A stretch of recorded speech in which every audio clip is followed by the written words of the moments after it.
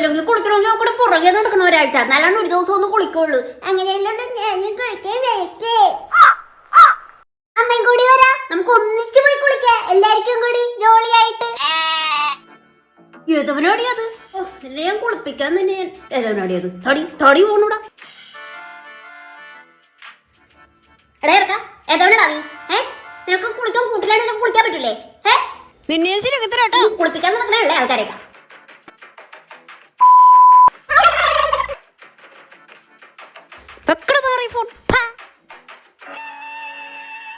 ഇനി മേലില് അവനെ വിളിച്ചിട്ടുണ്ടെങ്കിൽ അറിയാം, ഈ നരകം പിടിച്ച പിശാച മനുഷ്യനെ നാട്ടിക്കാൻ വേണ്ടി തന്നെ ഇറങ്ങിയേക്കണേണ്. ഓ എന്റെ ദൈവമേ.